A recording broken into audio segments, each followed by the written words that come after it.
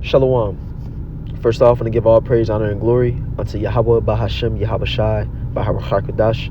I want to give double honors to the apostles, elders, and bishops of GMS who have taught us this word and teach us this word today. And I want to give a salutation unto the elect of the nation of Israel. This is the brother Yatazakbah with the GMS Nebraska camp. And in this lesson, what I want to get into is how Esau is funneling everybody, into his system, into his new world order that he wants to set up. We understand that Esau is ruling the world today. Esau is the so-called white man, and he has dominion over the world today. He was blessed with the fatness of the earth and the dew of heaven, which is basically the world's resources. He owns it all. We have to go to him for want of all things. And with him having ownership over everything, with everything being given into his hand, he is basically doing with it what he likes, and we have to fall in line with, his system for the most part, and so what I mean when I say that he's funneling everybody into the new system that he wants to set up, we see examples of this where, to put it simply, we look at the example of cash being phased out, where we know ultimately Esau wants to push forward the MOTB, which is that RFID chip that you get in your hand or your forehead. That's going to be how you buy and sell. Well, to get to that, what Esau is slowly but surely doing is that he is going to make it to where you can't use cash. And after that, then what? Okay, you're going to have to use your card. You're going to have to use your phone. Or you're going to have to use whatever other form of payment that you can outside of cash. You're going to have to use digital payment. But eventually, it's going to be a thing to where you can't use that either. Now, you have to use, you have to get the MOTB to buy and sell. And that's what I mean when I say that Esau is funneling people in. He's making this system to where, you almost have to comply with it to to function. You have to comply with it to live life. He's funneled everybody into where you basically need your phone. And I thought about it recently. I was thinking like, man, I want to put this phone up for a period of time. I want to take a break from it. But then I thought about it. I'm like, man, like, a majority of the things, important stuff that I have going on in my life, I need my phone. It's not a thing to where, I can put it up, but it would make things very, very difficult to operate without my phone, because Esau has made life so tailored to it.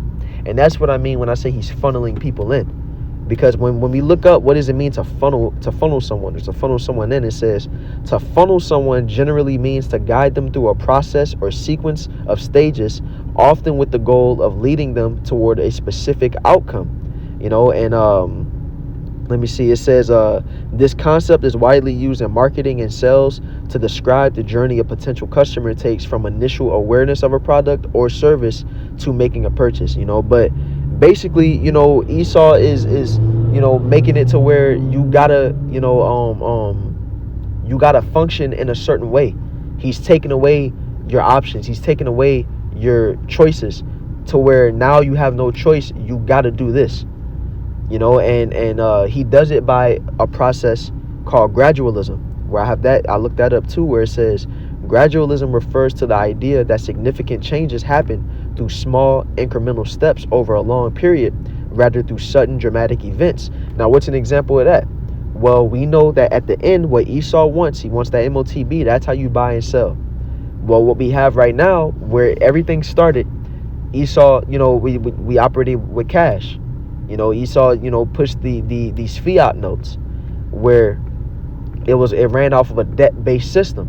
Now that debt is being ran up and up and up, and there's going to be no return from this debt that has resulted from these dollars, to where eventually there's going to need to be a restarting of the system. This system is not sustainable. It can't go on forever. But Esau is doing that on purpose, to where he's going to have to force a new system to come in to replace this one. And what else are we seeing in the form of gradualism when it comes to money? He's getting people used to paying for things digitally. He's getting people used to separating from cash, where we see certain places don't accept certain bills if they're too high, or you know, I use the example when I went to Whole Foods, and I went in there intending to pay with cash. Now I had my card on me, but I intended to pay with cash. So I got my groceries, I go to the checkout, and I'm thinking that I'm about to pay with cash, but I'm looking and I'm like, there's nowhere for me to put my cash. And if I didn't have my card on me, I wouldn't have been able to pay for what I needed to pay for. That's Esau funneling, everybody in to where if you, that's just Whole Foods, but eventually that's going to be everywhere, to where if you don't got no card, if you don't got no form of digital payment, we not using cash, and if that's what you got, then too bad, that ain't gonna work. And so he's forcing you into a certain system, and eventually it's not going to be cards no more. It's going to be biometric payment. It's going to be digital money. There will be no physical use of paying for something, and eventually after that is going to be the MOTB, and Esau is going to close the walls in and in and in, to where to operate in his system you have no choice but to to move how he wants you to. Now I want to get a couple scriptures, because this is why the scriptures tell us what in 1 Corinthians chapter 7 verse 31. It says, and they that use this world as not abusing it, for the fashion of this world passeth away. Now for us who are in this truth, for us followers of Yahweh Ba'ashem Yahushai, this is the mindset that we have to keep. We have to be in the mindset that we use this world, but we don't abuse it. And why do we have to keep that mindset? So that we don't get too ingrained into this world, so that we don't become too attached. We have to keep a pilgrim mindset. We have to be, as it describes in 1 Peter chapter 1, where we're strangers upon this earth, where we know that our true home is the kingdom to come, the world that comes after this. We have to keep in mind that all this is going to be destroyed. And why do I bring this out? Because you have a lot of people, you have a lot of Jake, 2/3 that all of their eggs are in this basket. Their treasures are in this earth. That's why the scriptures say in Matthew chapter 6 verse 19, lay not up for yourselves treasures upon earth, where moth and rust doth corrupt, and where thieves break through and steal, but lay up for yourselves treasures in heaven, where neither moth nor rust doth corrupt, and where thieves do not break through nor steal. For where your treasure is, there will your heart be also. And you have a lot of Jake who has placed their treasure, which is your values, the things that you place value into, your cares, it's placed on this kingdom. This is all they know. And so their heart is here, their mind, their desires. So you have a lot of Jake where what they're counting on is making money. What they're counting on is setting up a future for their children to be, or they're trying to make it big in this kingdom, to where when Esau does crash this system, Jake is going to be distraught by that, and they're going to look for a solution. And when Esau brings that solution of the MOTB, they're going to bite. They're going to go right into that funneling that Esau is doing. And it's not going to be hard to funnel a lot of Jake, because they're so ingrained into this place. But as the scriptures say in Micah 2:10, it says, arise ye and depart, for this is not your rest, because it is polluted. It shall destroy you even with the sword of destruction. And when it says arise and depart, this is telling us to arise and depart mentally. It's telling us to don't have our mind set on this place as our rest. The scriptures say here we have no continuing city, but we seek one to come. Because if we look at this place as our rest, if we look at Esau's kingdom as our rest, we're going to be destroyed right up with it when it is destroyed. Now I bring this out to say that as Esau is closing in the walls and making life harder and harder to live, unless you are moving under his governance, moving under his system, moving under the way that he wants you to move, that's going to be where we have to go off the grid. We have to separate from this system, and life is going to be hard, but we're going to separate. And right now, of course, we're in this world. As the scriptures say, we use it, but we don't abuse it. Because right now, we pay for things digitally. You have RFK Jr. that put out, that he wants everybody wearing wearables in the next 4 years. And as the Apostle Tahar said, if there comes a time to where Esau says you have to wear a wearable to pay for certain things, well, that's okay for us to use, because that's not the MOTB in and of itself. We'll use a wearable if that's how we got to pay for things and things of the sort. But once the time comes where the Esau says, nah, you got to get this MOTB if you want to pay for things, that's when we're going to separate. And why are we going to be able to do that? Because of the wisdom and knowledge of these scriptures, that is going to be our stability. Because what has the Lord told us? The Lord has told us that his servants are going to eat in those days. The Lord has said, set your treasures, he said, seek the kingdom of heaven, and all these things shall be added unto you. The scripture, when we read in, I believe it's Isaiah chapter 53, it says, my servants shall eat, but ye shall be hungry. Let's see. Or Salaki, not Isaiah 53. My servants shall eat. Isaiah 65 and 13, it says, therefore thus saith the Lord Yahweh, behold, my servants shall eat, but ye shall be hungry. Behold, my servants shall drink, but ye shall be thirsty. Behold, my servants shall rejoice, but ye shall be ashamed. So in times of famine, we have to lean back on the wisdom and knowledge of these scriptures, and lean back on our faith, which we have to be growing in right now, and trust that the Lord is going to take care of us, because there's a duality to this funneling going on. As Esau is funneling everybody into his system and forcing people to have to move in a certain way, at the same time, the Lord is funneling his believers to where we have to depend on faith more and more to operate, as followers of Yahweh Ba'ashem Yahweh Shai. And that's what it's going to be in that time, because you're going to have those who got funneled into Esau's system, and you're going to have those who got funneled into fully trusting in the Spirit, fully trusting in Yahweh Ba'ashem Yahweh Shai. And which side are we going to be on? Because we have to understand the system that Esau's setting up. Let's go to Revelation chapter 13 so that we can, get it in its fullness. In Revelation chapter 13, verse 11, I want to start it here so we can really establish who we're speaking about here. It says, and I beheld another beast coming up out of the earth, and he had two horns like a lamb, and he spake as a dragon. Now this beast is speaking about America. It says he had two horns like a lamb, but spake as a dragon. Those two horns like a lamb is speaking about the two political parties, the Republicans and the Democrats. And it says that, he had two horns like a lamb. Esau, America comes as if it's docile, land of the free, home of the brave. But it says he spake as a dragon, which is the true harshness and roughness of America. It's evil. It's, draconian laws and things of the sort. It says, and he exerciseth all the power of the first beast before him, and causeth the earth and them which dwell therein to worship the first beast, whose deadly wound was healed.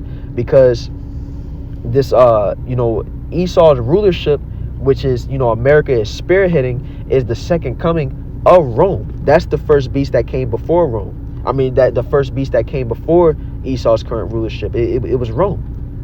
And how is, America, Rome healed? Well, when we look at the infrastructure, when we look at the system of rule, the system of government, when we look at, the two political parties, when we look at, the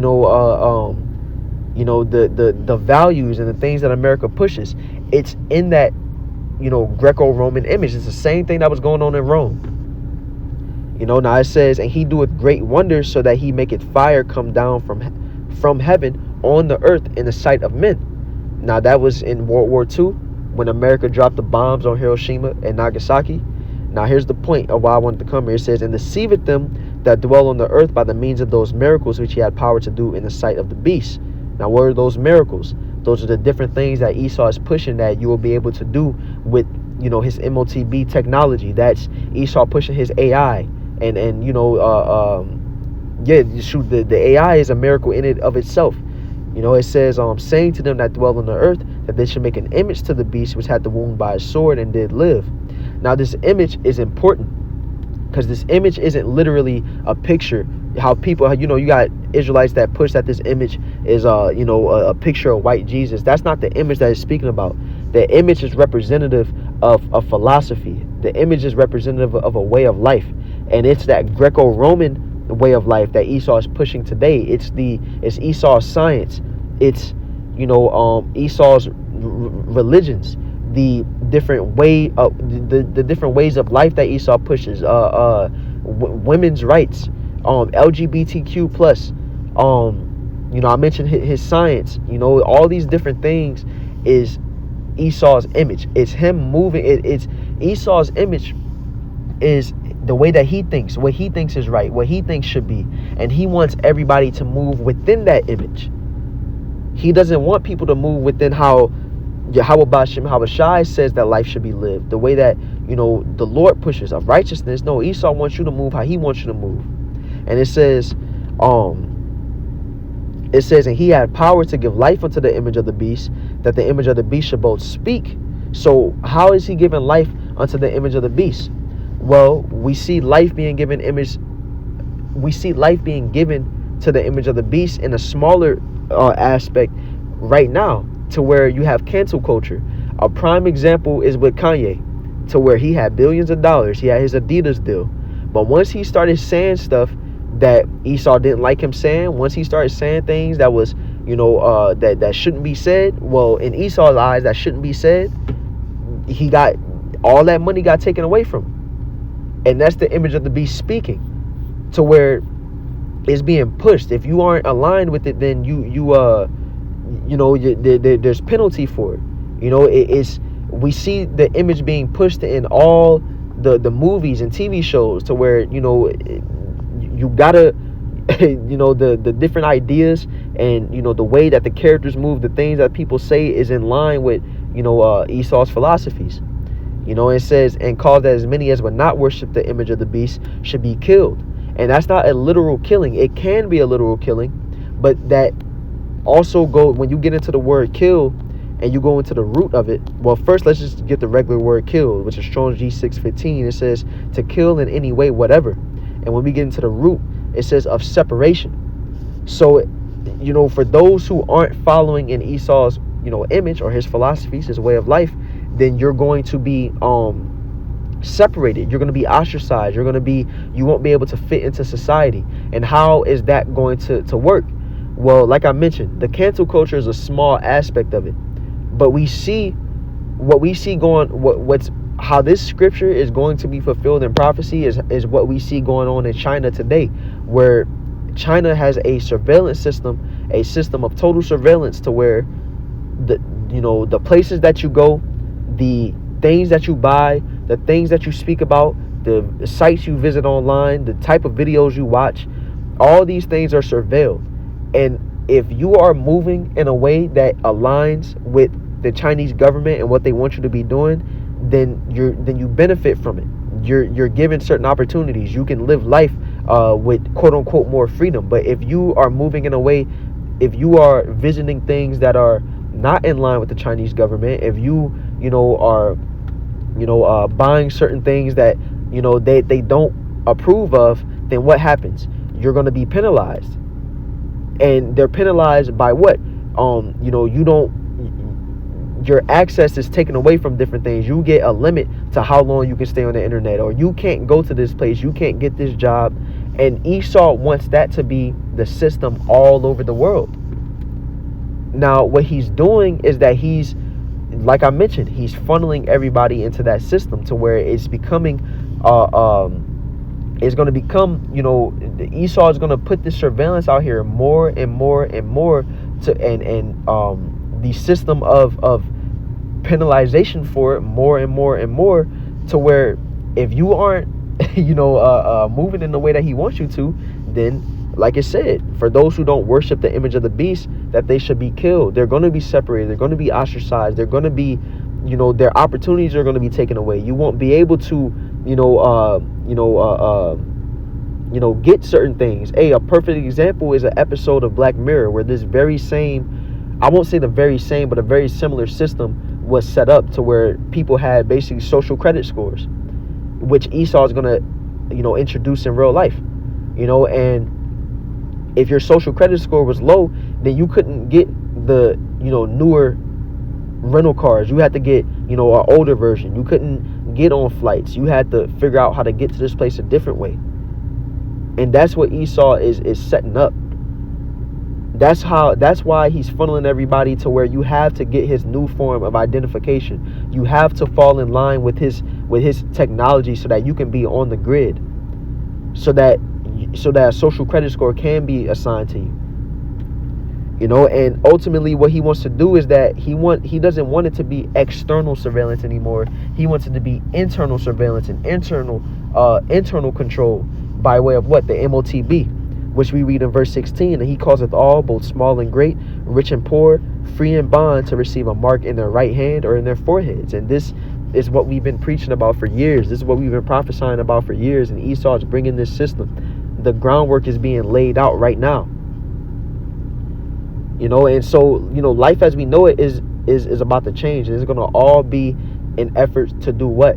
It's going to be so that everybody is herded into this system that Esau is setting up. So it is going to be so that everybody is herded into this new world order that Esau is setting up, and he's making it to where it's inevitable. He's making it to where you can't fight against it. You either get down or you get, you either get down or lay down, or you get ran over. But like I mentioned, at the same time, the elect are being funneled into the Lord. The elect is being funneled into trusting in Yahweh by Hashem Yahweh Shai. Because the scriptures say what? In Romans 11:4. But what said the answer of the Most High unto him? I have reserved to myself 7,000 men who have not bowed the knee to the image of Baal. Those 7,000 men is speaking about the elect. It's not literally 7,000 men, but it's speaking about the 1/3, the 144,000 prophets, and the 1/3 men, women, and children of the nation of Israel, the Negroes, Latinos, and Native Americans, who will be saved from the coming destruction, who will be saved out of the coming evils. And it says that they haven't bowed the knee to the image of Baal, which is basically representative of Esau's system, his beast system. They won't bow the knee. They won't, worship that image. They won't buckle. They won't fold to Esau closing in the walls and forcing you to have to, live in the way that he wants you for your comforts to persist, for your, for the way that, you always live life to continue.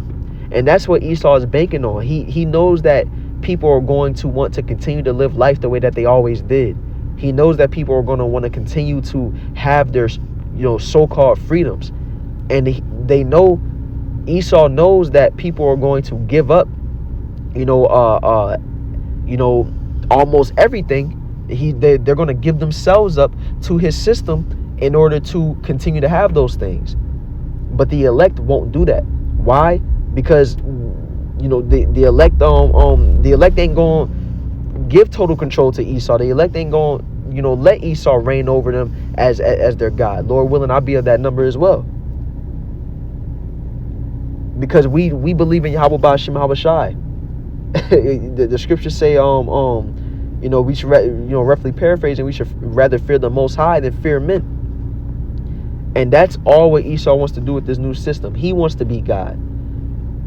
Because that's when you go into the Greek word for mark in Revelation 13:16, it's the Greek word charagma. And what is that charagma? It says that it's a mark, an imprinted stamp, but it says that as the engraving mark that you put on horses or animals. Why would you do that to a horse or an animal? Why would you put that mark on them? You do that to show ownership. This horse belongs to me. And just like what was done with slaves. This slave belongs to this plantation. And when you get that RFID chip in you, you're marking yourself as owner. Esau has ownership over you. When you buckle to that system, you are basically you're basically professing that I'm going to worship Esau's system because I want him to take care of me. I want, the amenities he gives. I want him to continue to feed me. No, the Lord is going to feed us. The Lord is going to take care of us. And we have to believe that, So, that's all I wanted to get into in this lesson. It is, the different forms of funneling that Esau is doing is becoming more and more apparent. He's saying that the ways that things worked for years is becoming outdated, and now we have to go into new systems of how things work. You have to renew your identification. Why? Because we're going into a new system. The identification ain't gonna work no more. And he brings all types of, good sounding reasoning as to why these things need to change. But at the end of the day, what Esau is really doing is that he is just forcing everybody to have to get with his new system. And eventually we're going to have to bow out of that. We're going to have to separate ourselves from it, so like I said, Lord willing, this lesson was edifying. Once again, I'm going to give all praise, honor, and glory unto Yahweh, Bahashem, Yahweh Shai. I'm going to give double honors to the apostles, elders, and bishops of GMS, and a salutation unto the elect. Shalom.